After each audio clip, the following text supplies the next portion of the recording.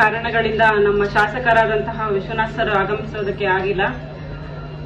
ಹಾಗೆ ಈ ಕಾರ್ಯಕ್ರಮಕ್ಕೆ ಆಗಮಿಸಿರುವಂತಹ ಉಪಾಧ್ಯಕ್ಷರೇ, ಮಾಜಿ ಅಧ್ಯಕ್ಷರುಗಳೇ, ಉಪಾಧ್ಯಕ್ಷರುಗಳೇ, ಗ್ರಾಮಸ್ಥರೇ, ಸದಸ್ಯರುಗಳೇ, ವಿವಿಧ ಇಲಾಖೆಯಿಂದ ಬಂದಿರುವಂತಹ ಅಧಿಕಾರಿ ವರ್ಗದವರೇ,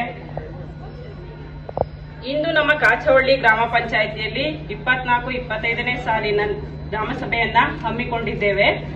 ಇಲ್ಲಿ ನೀವೆಲ್ಲರೂ ಕೂಡ ಆಗಮಿಸಿದ್ದೀರಾ.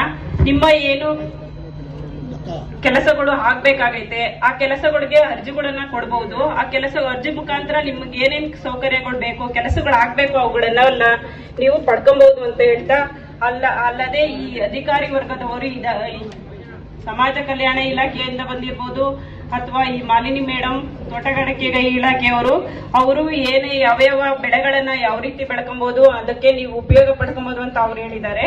ಅಷ್ಟೇ ಅಲ್ಲದೆ ಈ ಮೇಡಮ್ ರವರು ಕೂಡ ಮಹಿಳಾ ಮತ್ತು ಮಕ್ಕಳ ಇಲಾಖೆ ಅವರು ಕೂಡ ಒಂದು ಯೋಜನೆಗಳ ಬಗ್ಗೆ ತಿಳಿಸ್ಕೊಟ್ಟಿದ್ದಾರೆ. ಈ ಸಮುದಾಯ ಆರೋಗ್ಯ ಅಧಿಕಾರಿಗಳು ಕೂಡ ಅವರು ಆರೋಗ್ಯದ ಬಗ್ಗೆ ಯಾವ ರೀತಿಯಾದ ಕ್ರಮಗಳನ್ನ ಜರುಗಿಸಬೇಕು, ಏನೇನ್ ಮಾಡ್ಬೇಕು ಅನ್ನೋದ್ರ ಬಗ್ಗೆ ಎಲ್ಲ ಕೂಡ ಹೇಳಿದ್ದಾರೆ. ಈ ವ್ಯವಸ್ಥೆ ಬರುತ್ತೆ, ಮತ್ತೆ ಅದರಿಂದ ನಾವು ಎಷ್ಟು ಖರ್ಚು ಮಾಡಿದೀವಿ ಅನ್ನೋದು ಕೂಡ ಬಜೆಟ್ ಮಂಡನೆ ಕೂಡ ಮಾಡಿದ್ದಾರೆ.